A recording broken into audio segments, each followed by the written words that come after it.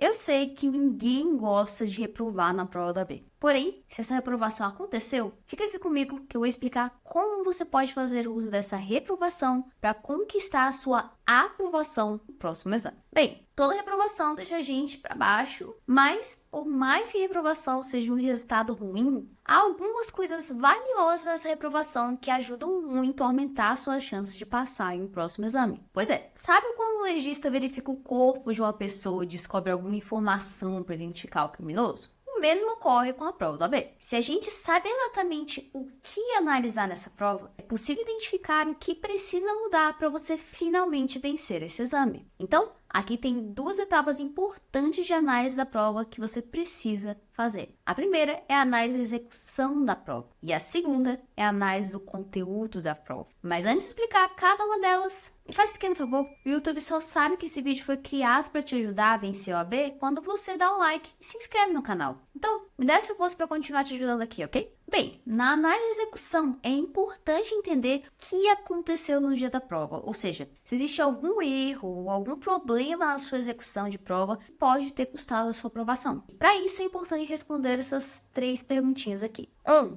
Você conseguiu fazer a prova toda a tempo? Ou acabou ficando sem tempo porque demorou demais em alguma questão? Se você ficou sem tempo, significa que você precisa simular mais em casa a sua execução de prova e também evitar perder muito tempo em cada questão. Se você dividir 5 horas de prova pelas 80 questões, você vai ver que tem um pouco mais de 3 minutos e meio para cada questão. E esse tempo de 3 minutos e meio inclui a leitura da questão, a análise dela e até mesmo o tempo de marcação no gabarito. Por isso, ficar empacado em uma questão no meio da prova é um tiro no pé e um atentado contra a sua aprovação. Então, se você sofreu com falta de tempo na hora da prova, você precisa praticar essa execução em casa antes da prova, simulando as condições do dia da prova, para você conseguir fazer toda ela lá nas 5 horas que você vai ter no dia. 2. Você ficou nervoso, deu branco, ou seu emocional atrapalhou de alguma forma? Se isso ocorreu, é sinal de que você precisa trabalhar melhor esse emocional, porque não dá pra gente deixar nosso emocional em casa e ir pra prova. Então, esse preparo emocional é algo que você precisa sim contar como parte do seu estudo para o próximo exame. No meu método de preparo para a OAB, por exemplo, existe um curso extra completo de preparo emocional focado para a OAB. Eu fiz questão de ter esse curso como bônus para os meus alunos, porque é essencial ter um bom preparo emocional para essa prova. Então, é algo que você precisa ficar de olho, porque ignorar suas emoções não vai fazer isso deixar de te atrapalhar lá na hora da prova. Inclusive, se você quiser entender melhor sobre o meu método de estudo, que tem esse curso de blindagem emocional com bônus, dá uma conferida no link que eu deixei aqui na descrição, que lá tem todos os detalhes, ok? 3. Deixou para passar as respostas para o gabarito só no final e acabou trocando as respostas de última hora? Trocar a resposta da questão na hora que vai marcar no gabarito é algo comum de acontecer, mas que infelizmente faz a gente perder pontinhos preciosos, pois essa troca geralmente é de uma resposta certa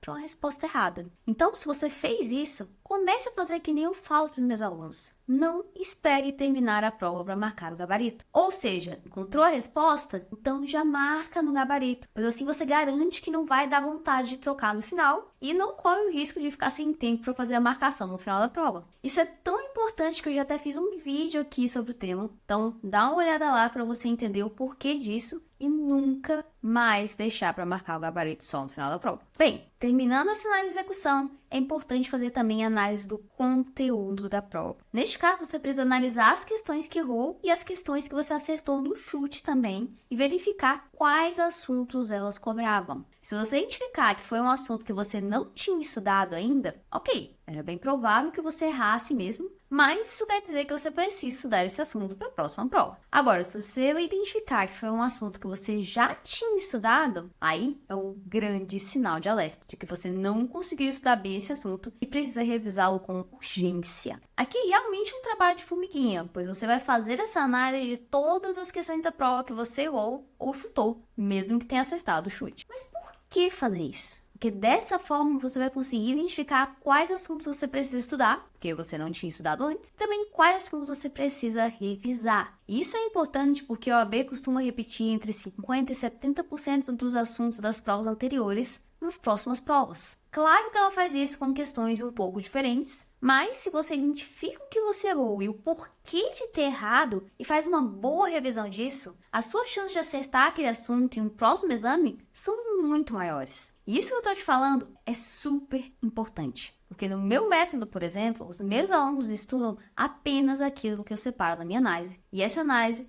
é baseada 100% nas provas passadas do AB. Então, se você tem clareza do que o AB gosta de cobrar e domina bem esses assuntos, você aumenta muito suas chances de passar. Porque o que foi importante no exame anterior tem muita chance de continuar sendo importante em outros exames também. E é por isso que os meus alunos estudam só pelo que eu separo e acabam indo super bem na prova. Inclusive, se você quiser entender melhor como funciona essa análise, que é essa forma de estudo mais prática que eu tenho, é só dar uma conferida no link que eu deixei lá na descrição. Lá tem todos os detalhes de como funciona esse método de estudo estratégico que aprova centenas de pessoas todos os anos. Pois é, já deu pra ver que apesar da reprovação ser algo ruim, tem algumas coisas boas que a gente pode tirar dela para aumentar nossas chances de passar na prova da B. E se você tirar um tempinho aí para fazer uma análise igual a que eu ensinei aqui, com certeza suas chances de passar em um próximo exame são muito maiores. Enfim, espero que esse vídeo tenha ajudado e a gente se vê em um próximo vídeo ou, quem sabe, lá na minha turma, estudando de forma estratégica e inteligente para a prova da B. Até mais!